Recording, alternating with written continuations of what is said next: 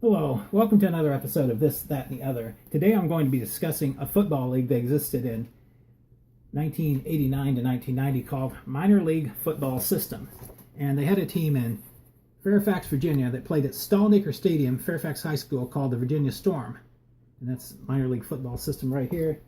And I remember the game I went to in 1989. They were playing the Colorado Springs Spirit. And their quarterback was Tony Robinson, quarterback of the Virginia Storm. He was a player from Tennessee, and I believe played in the Redskins scab game against the Dallas Cowboys on Monday night, where the Redskins won. I believe that was the same guy. He was a Tennessee quarterback, and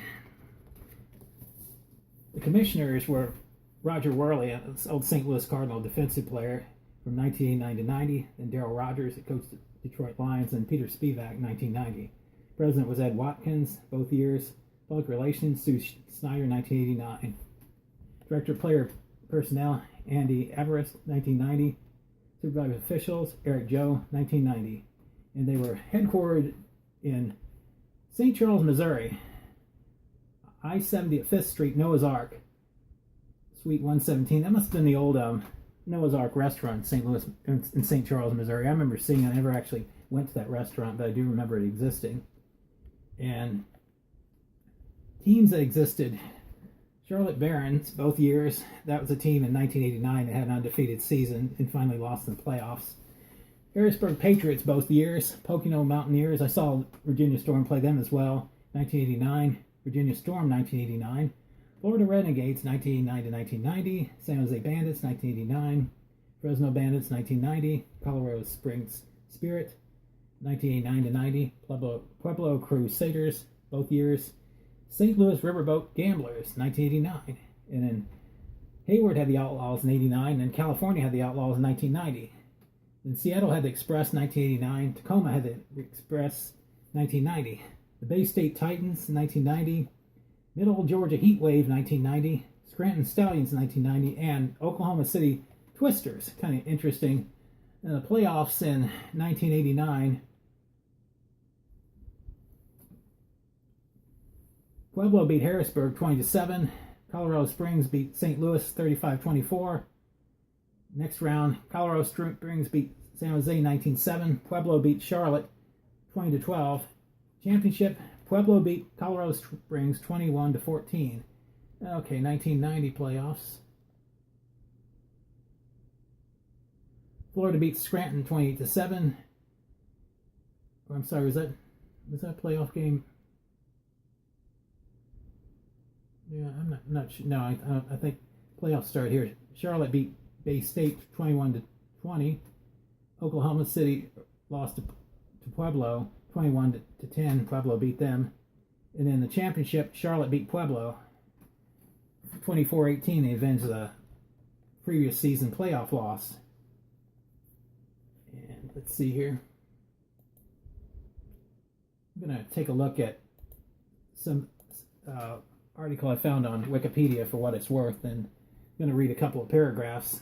Minor League Football System was an odd concept. Tell me about it. While the teams were a big budget in some areas, the Stallions had to pay for charter flights to distant games in Macon, Georgia, and Fresno, California. The players themselves played for nothing. Interesting. I did not know that. I can imagine play like the Virginia Storm team having to fly all the way to Hayward, California to play a game, and what that cost to just for the flight alone, and lodging, hotel, and everything. Teams were supposed to help their players find local jobs, but paid no salaries. It's interesting, kind of like, well, the old NFL players, they got a little bit of a salary, but they didn't make much money back then. They had regular jobs in the off season.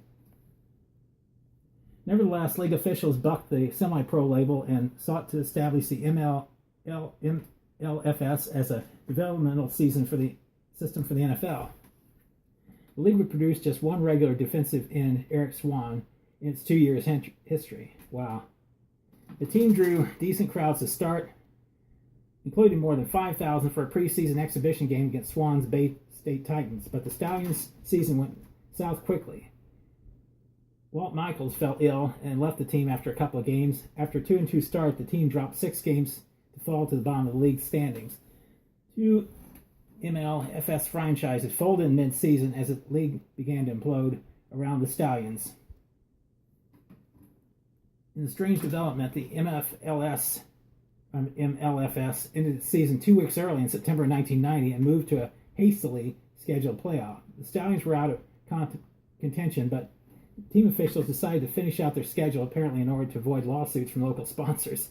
This resulted in a bizarre season finale in Lackawanna County Stadium on September 29, 1990 against the Bay State Titans. The real Titans team were eliminated in the league's abbreviated playoffs the week before. The Stallions threatened to bring suit against Titans owner Vic Gatto if they failed to show up for the original scheduled game in Pennsylvania. Gatto appealed to his unpaid team to travel to SWB for a game.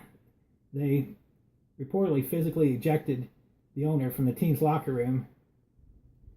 Gatto then fired his unpaid players and rounded up a team of semi-pro replacements from the Carolinas to play the game. The Stallions blew out the Titans 67-0. Then both teams folded, along with the rest of all but forgotten minor league football system. That's pretty interesting. Walt Michaels coached that Scranton team, the old New York Jets coach and New Jersey Generals coach as well. And like I said before, this is the program for that game. And like, subscribe, share. Looking for a partner to help me do this show. Always, thanks for watching.